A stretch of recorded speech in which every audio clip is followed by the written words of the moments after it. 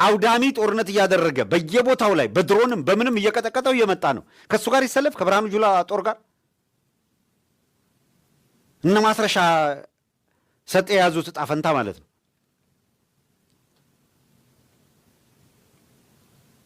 ከሁለቱም አልሆንም ቢል መስመር የለም። ያኛውም ኃይል ገፍቶ ይመጣል። ቅድም በመነሻዬ ላይ ያልኳችሁ ነው። ኢቭን የጦርነት ቀጠናው ሊሆን የሚችለው የት ነው የሚለውን የሚበይን እንቅስቃሴ ነው ያለው።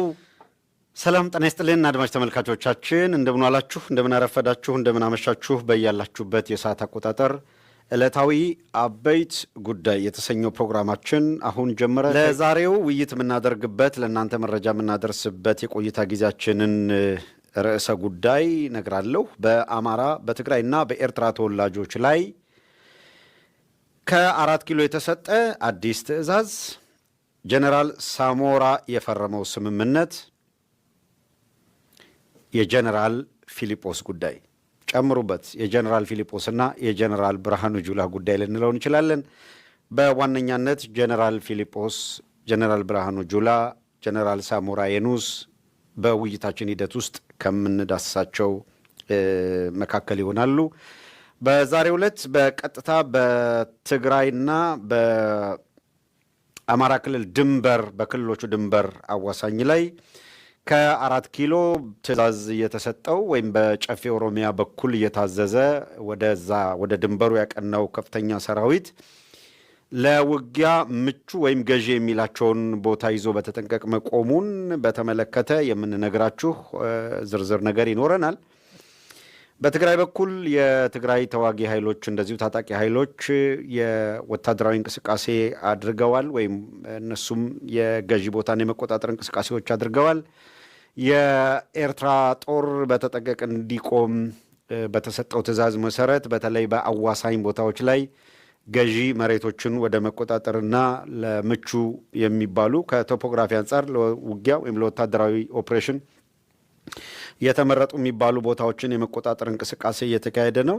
ይሄ ሁኔታ ፍጹም ወደ ለየለት ጦርነት የመግባቱ እንቅስቃሴ አንድ አካል ነው። ነገር ግን ይሄ በየቦታው ላይ በሚዲያም በምንም ከምትሰሙት ብዙ የተለየ አይደለም። ከዛ ለየት ያለውን መረጃ የወታደራዊ የመረጃ ምንጮቻችንን መሰረት አድርገን ያገኘነውን መረጃ ለሕዝብ መገለጥ ያለበትን እንገልጣለን፣ መነገር ያለበትን እንዲነገር እናደርጋለን።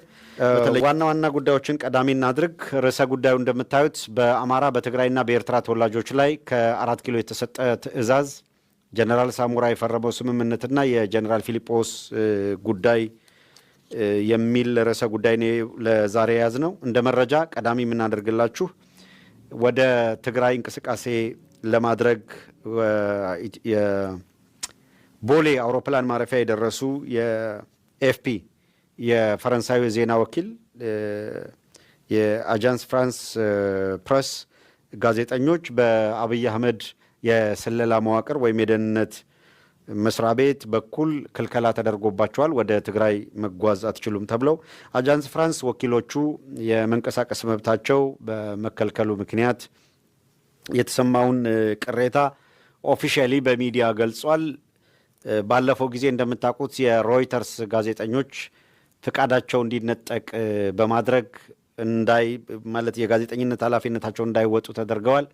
ምክንያቱ ደግሞ የአብይ አህመድ አገዛዝ የኤመሬትን ውክልና በመውሰድ ተዋጊ ጦር እያሰለጠነ በመሆኑ ነው። ኤርዶጋን የቱርኩ ፕሬዚዳንት በቅርቡ የውክልና ጦርነት እዚህ እንዳይካሄድ ይሄ ቀጠና እንዳይካሄድ የሚል ጥያቄ የሚያቀረበበት ምክንያት ለዛ ነው። እንደምታውቁት ጥያቄ ቀርቧል። ጥያቄ በኤርዶጋን በፊት ለፊት ነው ያለው የውክልና ጦርነት በዚህ ቀጠና ላይ እንዳይካሄድ የሚል እና አገራቸውም ለዚህ በስጋት እንዳላትም ይሄንንም እንደምትከላከል ነበር አጽንኦት የሰጡት። ምክንያቱ ይታወቃል። የአብይ አህመድ በሶማሌላንድ ጉዳይም በሱዳን ጉዳይም ላይ እጁን ስላስገባ ጦርነቱ ቀጠና ይሆናል የሚል ስጋት ነው። ትላንት በመረጃ እንደነገርናችሁ የዓለም አቀፉ የቀውስ አጥኚ ቡድን ወይም ኢንተርናሽናል ክራይሲስ ግሩፕ በሁለቱም በኩል በትግራይ በኤርትራና በአብይ አህመድ አገዛዝ በኩል እየተደረገ ያለ ወታደራዊ ዝግጅት ምን ይመስላል የሚለውንና አይቀሬ ጦርነት የሚኖር መሆኑን የሚያሳዩ ትክክለኛ መረጃዎች መገኘታቸውን ይፋ አድርጎ ነበረ። እነዚህ እንቅስቃሴዎች በአካባቢው እየጎሉ በመጡ ቁጥር ማን የትጋ ምን አይነት አሰላለፍ አድርጓል የሚለውም ነው ተለይቶ እየቀረበ የሚገኘው። የአብይ አህመድ አገዛዝ ከቀጠናዊ ቀውሱ አንጻር ቤኒሻንጉል ላይ የኤመሬት ፈንድ ያደረገችውን የሱዳን ፈጥኖ ደራሽ ኃይል አንድ ክንፍ በማሰልጠን ካርቱም ላይ ያለውን መንግስት ለመጣል በሚደረገው ጥረት ውስጥ ኢትዮጵያ ኢንቮልቭ እንድታደርግ ስላደረገ ሱዳን በኢትዮጵያ የሚካሄደው የጦርነት ሌላ ማናቸውም ጉዳይ ላይ የምትገባው ከራሷ ህልውና ጋር ተያይዞ እንደሆነ ግልጽ ነው። ይህንን በሌላ ሳይሆን በአስረጅነት የምንጠቅሰው አብይ አህመድን እነ ብርሃኑ ጁላን ነው። እንደምታውቁት በቀዳሚው ጦርነት ወቅት ኤርትራ ወደ ኢትዮጵያ ድንበር ዘልቃ የገባቸው ራሷን ለመከላከል የሚል ጀስቲፊኬሽን የሰጠው የኢትዮጵያ መንግስትነት ስልጣን የያዙ አካል ድንበሩ አካባቢ የነበረው የሰሜን ዕዝ በመመታቱ ምክንያት አዋሳኝ ድንበር የሚጠብቅ ስለሌለና የህወሓት ኃይሎች ወደ ኤርትራ ዘልቀው ሊገቡ ይችላሉ የሚል ስጋት ስላለ የኤርትራ ኃይል የኢትዮጵያን ግዛት አልፎ የገባው ራሱን ለመከላከል ነው በሚል ጀስቲፊኬሽን የተሰጠው የኢትዮጵያን እገዛለሁ ወይም እመራለሁ ከሚለው መንግስት ነው የነበረው። አሁን ገልብጡና እዩት። በጣም በተለየ መንገድ የሱዳንን መንግስት ሊያፈርስ በኤመሬት በኩል ኢምፓወር የተደረገ ወይም በጀት የተመደበለት ኃይል በኢትዮጵያ ግዛት ውስጥ ቤኒሻንጉል ከ5000 በላይ ሰራዊት እየሰለጠነ ነው የሚገኘው። ስለዚህ ሱዳን እንዳውም የኤርትራን ካያችሁት ወደ ኤርትራ ዘልቆ የገባ የለም። ኤርትራን የመውጋት ፍላጎት ይኖራል የሚል ጥርጣሬ ነው። ከማን በኩል ቲፒኤልኤፍ ሊሄድ ይችላል የሚል ስጋት አለ ነው እነ አብይ አህመድ ለኤርትራ ጦር ወደ ኢትዮጵያ መግባትና መዋጋት የጀስቲፊኬሽን የሰጡት በዚህ መንገድ። የሱዳን ግን አሁን ከዛ እጅግ በጣም የባሰ ነው። ለምን? ተዋጊዎቹ ራሳቸው የሱዳን ተወላጆች፣ የደቡብ ሱዳን ተወላጆች እና አብይ አህመድ ደግሞ በሽያጭ ያቀረቧቸው የኢትዮጵያ ተዋጊዎች ናቸው። ከ5000 በላይ ወታደሮች ስልጠና እያደረጉ ነው። እነዚህ ሰልጣኞች ሄደው የሱዳን መንግስት ነው የሚገለብጡት። ስለዚህ የሱዳን ወታደራዊ ኃይል ወደ ኢትዮጵያ ድንበር ሲመጣና በቤኒሻንጉል በብሉ ናይል በኩል ውጊያ ሲያደርግ ውጊያ የሚያደርገው ከኢትዮጵያ ሉዓላዊነትና ከዛ የተያያዘ ጉዳይ ሳይሆን ውጊያ የሚያደርገው ካርቱምን ለማፍረስ የተዘጋጀውን ኃይል ለማጥቃት ነው። አሁን ሱዳን ሉዓላዊነት ጥሳለች የሚል ክስ እንዳይቀርብ እና አብይ አህመድ እነ ብርሃኑ ጁላ ኤርትራ ሉዓላዊነቷ ወይም ምንድነው ችግር ይመጣብኛል ብላ ስታስብ ተሻግራ ገብታ ውጊያ ማድረጓ ትክክል ነው የሚል ጀስቲፊኬሽን ሰጥተዋል። እነሱ ሲሉት ትክክል፣ ሌላው ሲለው ደግሞ ትክክል የማይሆንበት ምንም ምክንያት የለም። ስለዚህ 4 ኪሎ ያለ ኃይል ምንም አይነት ጀስቲፊኬሽን በማምጣት ይሄንን ሊከላከል የሚችልበት እድል የለም ማለት ነው። ራሳቸው የዘረጉት አሰራር ስለሆነ ራሳቸው የዘረጉት መስመር ስለሆነ ሪያሊቲው ነው። የሆነው ነው። ዋናው ነገር በዚህ ርዕሰ ጉዳይ እንድናተኩርበት የተፈለገው ወይም የዛሬው ርዕስ መሪ ቃልና የምናተኩረው የሱዳን ጦር ይሄዳል አይሄድም፣ ይመጣል አይመጣም አይደለም። እሱ በእግረ መንገድ ያነሳነው ነው። የሱዳን ጦር ግን ኢትዮጵያ ውስጥ በሚደረግ ጦርነት የመሳተፍ እድሉን እኛ ስለተናገርነው ስላለው ሳይሆን ዓለም አቀፉ የጥናት ቡድንም የክራይሲስ ጥናት ቡድንም ቢሆን እንዲሁም ራሳቸው አገር ውስጥ ያሉ የፖለቲካ ተንታኞች ጭምር ሳይቀሩ እነ ጀነራል ጻድቃን አሁን ለጊዜው ተሸብበው ዝም ቢሉም ቀደም ሲል ግን ከዚህ በኋላ ጦርነት ከተካሄደ የኢትዮጵያን መልክዓ ምድር ወይም አቀማመጥ ሁሉ ሊቀይር የሚችል ጦርነት ነው እያሉ ሲዘረዝሩ የነበሩት ከዚህም የተነሳ ነው። ኢንተርናሽናል ክራይሲስ ግሩፕ አጎራባች ሀገራት ብቻ ሳይሆኑ ሀያላኑ ጭምር በዚህ ጉዳይ ላይ እንደሚገቡ ነው የጠቀሰው። እንደምታውቁት አሁን የተጋጋዘው ሰራዊት እጅግ መጠነ ሰፊ ነው።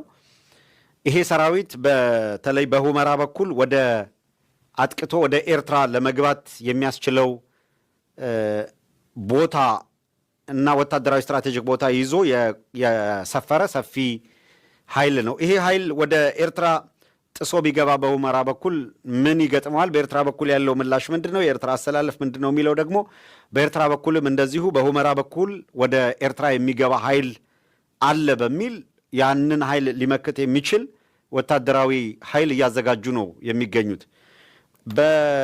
ትግራይ በኩል ቀደም ሲል እንደምታውቁት ባለፈው እኛም ውይይት አድርገንበታል። የኤርትራ ጦር በኢትዮጵያ ግዛት ውስጥ አለ በሚባልበት ጊዜ በፍጹም የለም የሚል አቋም ነበራቸው። ይህም ፕራክቲካሊ እያለም ቢሆን የለም ብለው ነው የካዱት በፍጹም።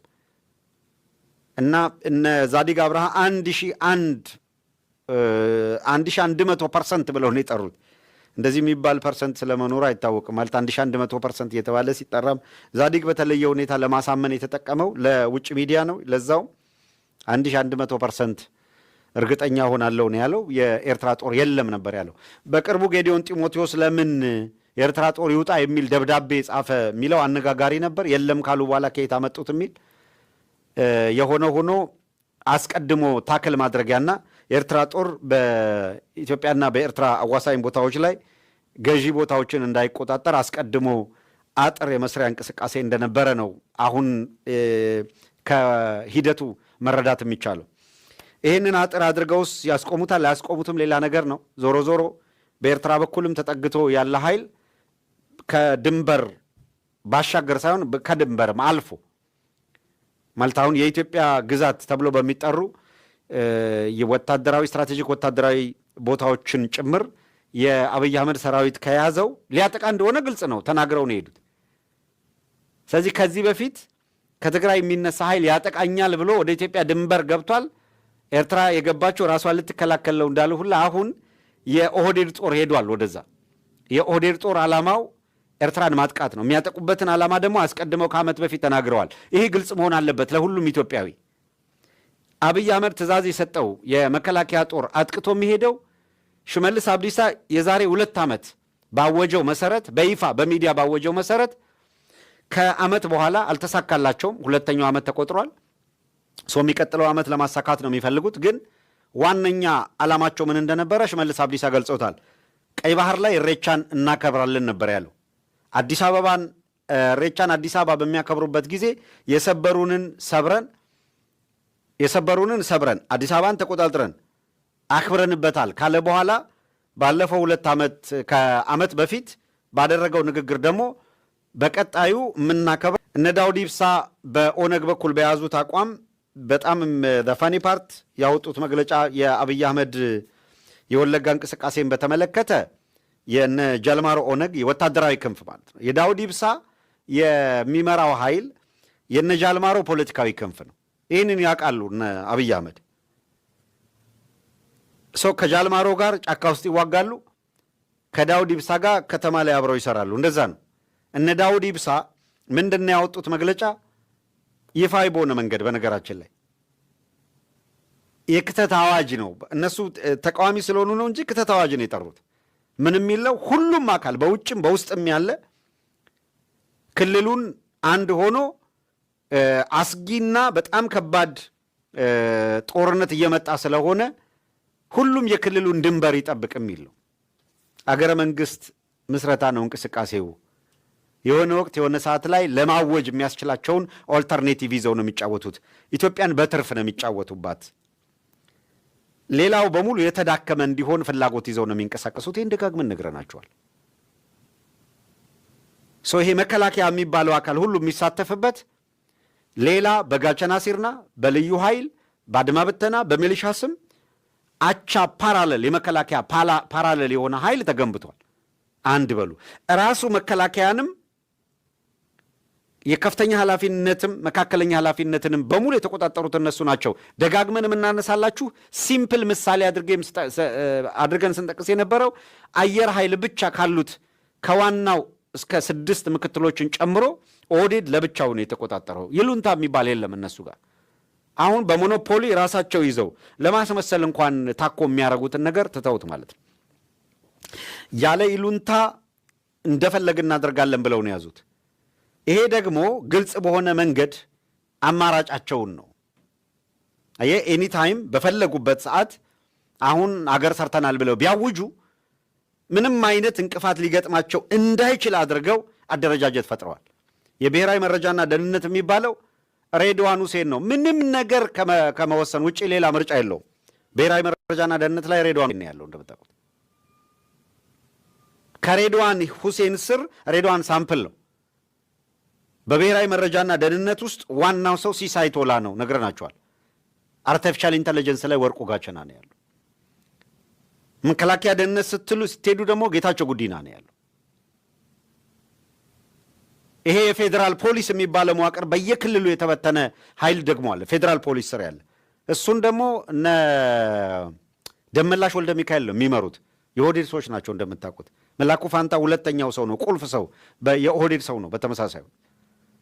ስለዚህ ይሄ የጸጥታ ዘርፍ የምትሉት በሙሉ በኦህዴድ መዳፍ ስር ያለ ነው።